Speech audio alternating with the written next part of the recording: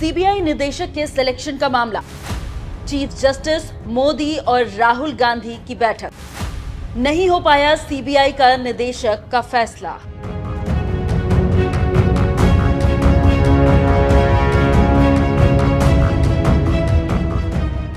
नमस्कार, news express देख रहे हैं आप। आपके साथ मैं हूं खुशबू राय। देश में युद्ध जैसा माहौल है और जनता पूरा मूड बना चुकी है कि सरकार पहलगाम हमले के बाद अब इसका बदला ले। 22 अप्रैल के बाद भारत में हलचल है और पाकिस्तान की नींद खराब हो चुकी है। देश की टॉप कमेटी सीसीएस की 2 बार बैठक हो चुकी है। मोदी के साथ तीनों सेनाओं की बैठक हो चुकी है। मोदी शाह मिल चुके हैं, फिर मोदी जयशंकर और शाह मिल चुके हैं। रोज एक ना एक हाई लेवल की मीटिंग हो रही है और इसी बीच इस हमले को लेकर हर पहलू पर जांच हो रही है। पाकिस्तान पर हमला हो या ना हो, इसको लेकर भी बात होने लगी है।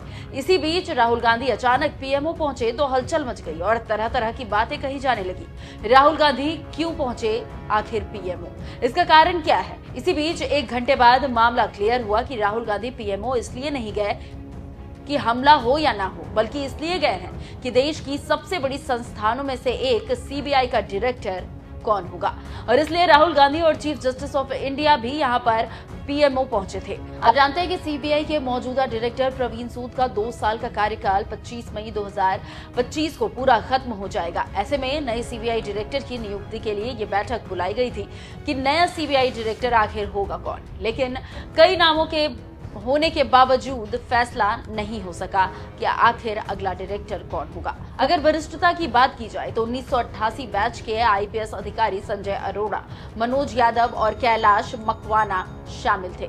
संजय अरोड़ा दिल्ली पुलिस कमिश्नर है, वहीं मनोज यादव रेलवे सुरक्षा बल के प्रमुख है। इसके अलावा तीसरे दावेदार कैलाश मकवाना मध्य प्रदेश पुलिस के प्रमुख के रूप में कार्यरत है। सूत्रों की माने तो समिति को जो सूची सौंपी गई थी उसमें DG SSB Amrit Mohan Prasad, DG BSF Daljit Chaudhary, DG CISF RS Bhatti और डीजी सीआरपीएफ जीपी सिंह भी शामिल थे। लेकिन कोई फैसला इसमें नहीं हो पाया है।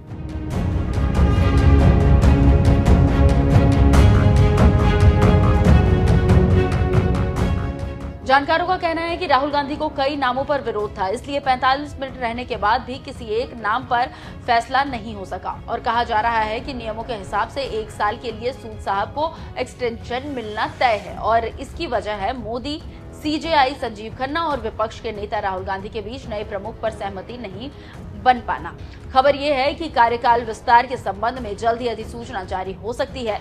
सूद का कार्यकाल 25 मई को खत्म हो रहा है। कर्नाटक कैडर के 1986 बैच के आईपीएस सूद अपनी नियुक्ति से पहले राज्य के डीजीपी थे। 25 मई 2023 को प्रमुख जांच एजेंसी के निदेशक का पदभार ग्रहण किया।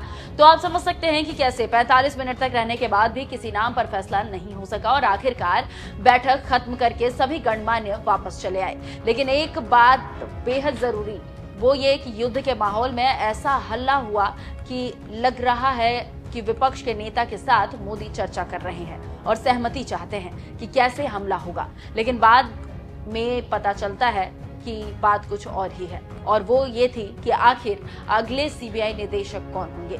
आपको यहाँ पर जानकारी देते चले कि सीबीआई डायरेक्टर का सिलेक्शन प्रोसेस के लिए पीएम, सुप्रीम कोर्ट के चीफ जस्टिस और लोकसभा में विपक्ष के नेता होते हैं। उसके बाद गृह मंत्रालय से निर्देश मिलने के बाद department of personal and training यानी कि डीओपीटी आदेश जारी करता है, तब कोई निदेशक चुना जाता है। आप ये समझ सकते होंगे कि कैसे निदेशक का चुनाव होता है और क्यों नहीं चुना गया अध्यक्ष और इसका कारण क्या है।